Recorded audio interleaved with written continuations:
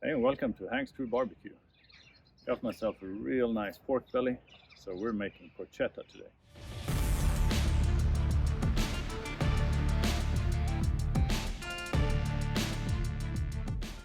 Now, porchetta is just about the best thing you can do with pork belly, and I know because I've cooked a ton of pork belly. I'm a big fan.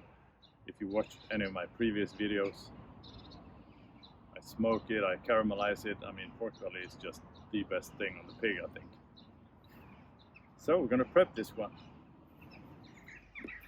Now, when making porchetta, we have to slice it lengthways so we can fold it out like a butterfly and then stuff it with herbs and then roll it back in. Now, very common way to cook porchetta is to cut the skin off, then stuff it with herbs, roll it up, and then put the skin back on. Now, when it comes to cooking pork belly, as I see it, there are like two ways. One, it depends on how you want the skin. Because if you cook it low and slow all the way with the skin on like that, without, I mean, not even porchetta, just cooking a pork belly. To me, like if you cook it low and slow all the way, that's going to be too long, meaning the skin is going to be all tough and hard and like not nice, like when you do pork crackings. Instead, it's just going to be tough and leathery. So I'm not a big fan of that. Also, I like cutting off the skin because when you do, you get much more surface area, which is going to get you much more bark, which is just, it looks great and it tastes fantastic. So when cooking pork belly, I typically trim the skin off. I'm actually going to do that today also when doing the porchetta for the same reason. I want maximum bark and flavors in there. And since we're doing a low and slow cook only, I don't want the skin to turn out tough and leathery, so that's why I cut it off. But it can be used and cooked separately, so don't waste it. So here's the belly, trimmed off the skin, so down to the meat. Now the only thing left to do is get rid of these little rib tips. To do that, I use a good old deboning knife, just to see where they're at.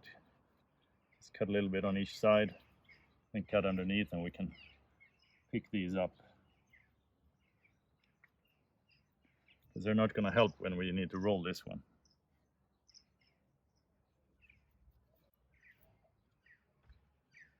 And try to leave as much meat as you can. You can feel here right where the cartilage starts, so you know where the bone ends.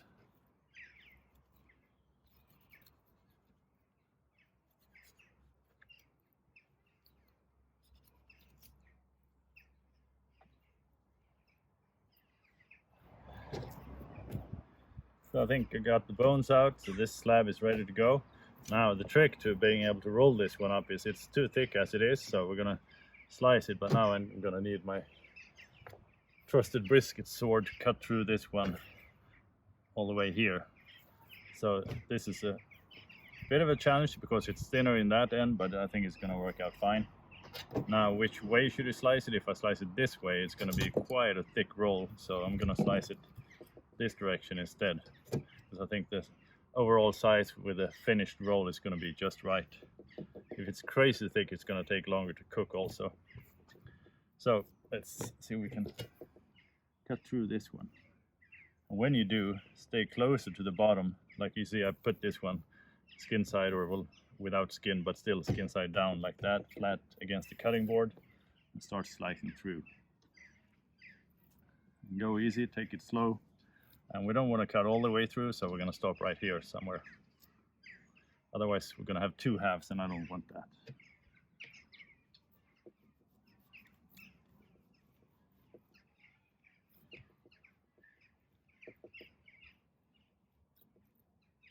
Yeah.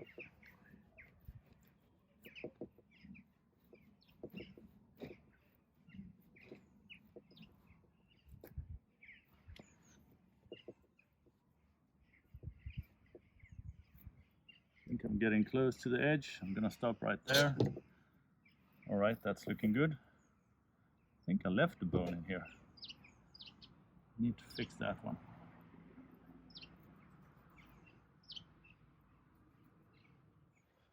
So it's trimmed off, had to cut off some membranes, a bit sloppy, but I think this is gonna work out fine. We're gonna roll it up like that. But first I'm gonna apply some good old flavors. I'm gonna start out with some sweet mustard, which I think is gonna be good. Got my dog here right next to the table. She's waiting for the finished result, I think. This is also going to be a good binder for the herbs, so I like putting this on the inside. That's going to be nice. Gonna add some tarragon. Now this, you can go anywhere you want flavor-wise. Pork belly really can't take the flavor, so I'm going to add quite a bit.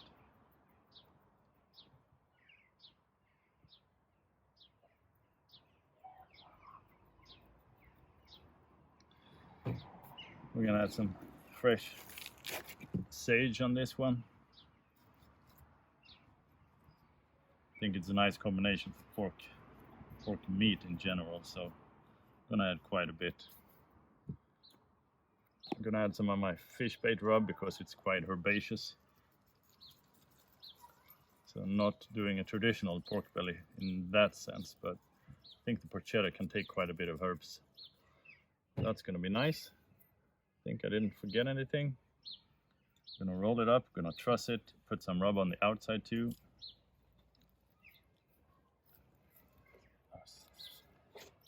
Spreading the herbs all over the place. Like that.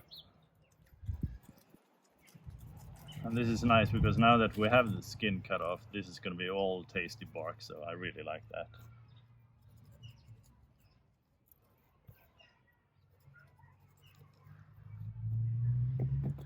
Nice, time to truss it, and we're gonna fire up the grill. All right, see if we can truss this one. Start from this end.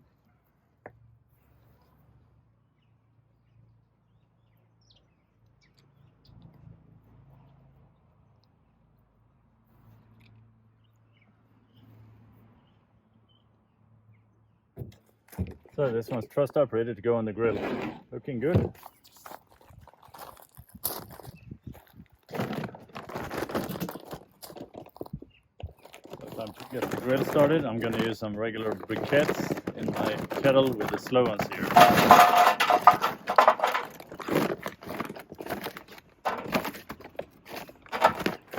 Now I like this accessory because of its name, like you cook low and slow first and then you sear. Because once it's done, we can just move the meat over and you get really high heat when you need it, so very convenient. We're going to fill this water pan with water, so even out temps and add some moisture to the cook.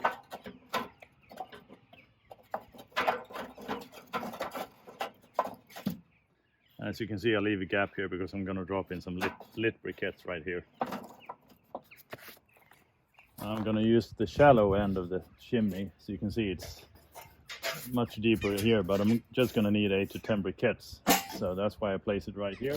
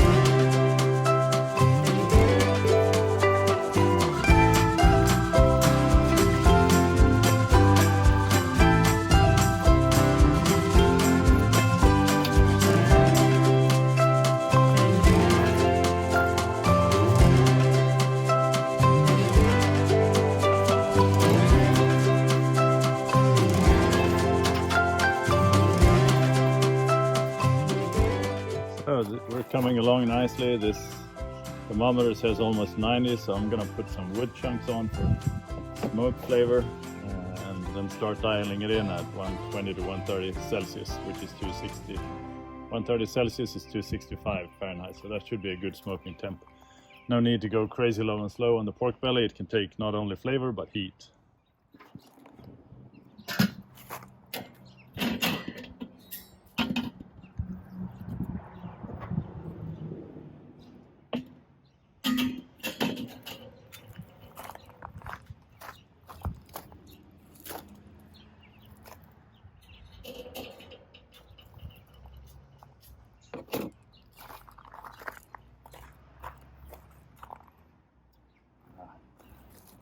That one got placed a bit off.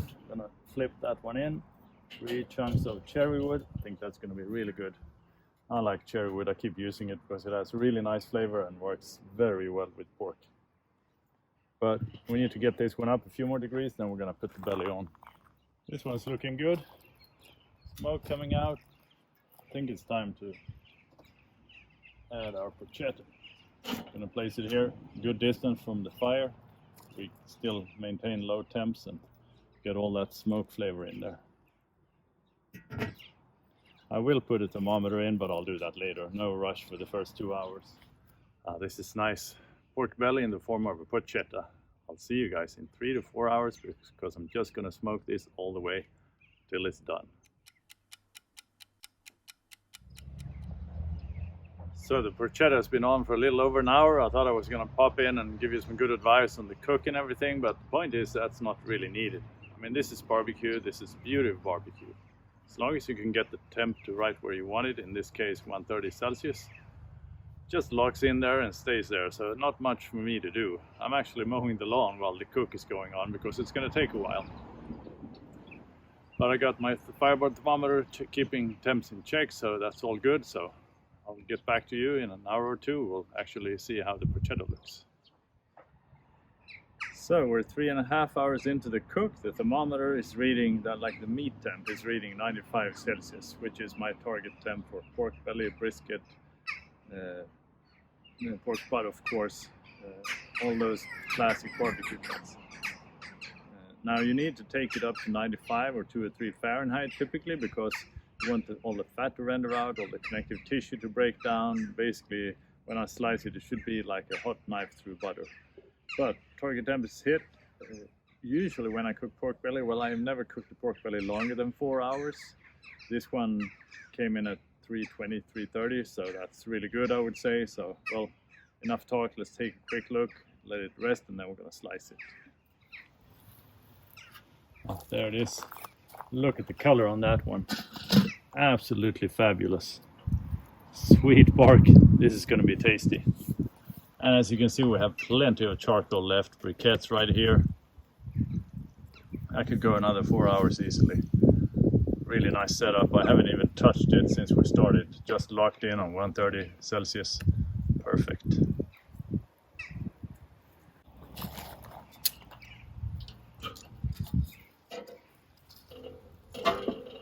Man, that's going to be good.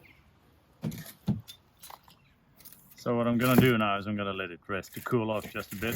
I'm going to grab some aluminum foil, tent it. No need to go all full camera today. I'm just going to leave it here for 30 minutes. Well, actually in the shade because it's getting quite hot in the sun.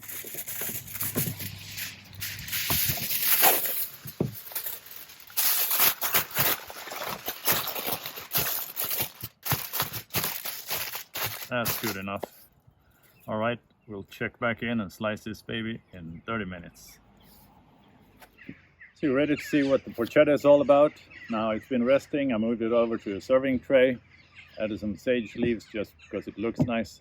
But we're gonna slice this in half and give it a taste test and see what it looks like. I did remove the strings already, so that's gone, so it's easy. Now, like I said, we brought it up to high temps because we want to render out the fat, make it all soft and gelatinous. This is going to be good. Time to start slicing. I'm going to cut it straight down the middle. Nice and tender. Look at that. I like a spiral ham almost, but a spiral pork belly with all those herbs in there. Just perfect. I'm going to slice off one of these and give it a taste test. Man, that's looking good. It's really good because you can taste all the herbs in there. you have this really rich, thick, fatty pork belly with all those herbs in, I think it's a great combination. I mean, with pork you can go either like just loads of flavors. You can go super hot, super sweet. In this case I went quite herbaceous, which I think is also a great match. I picked sage and tarragon mainly, but go with whatever flavors you like. The good thing about pork is it really can take it, so fun times to experiment and add a lot of flavor. I'm really happy though that I did trim off the skin, otherwise I wouldn't have this amazing bark on the outside, which is really nice. Now if you're wondering what to do with the pork skin, stay tuned for next week's video. Alright, I'm gonna dig into this swine.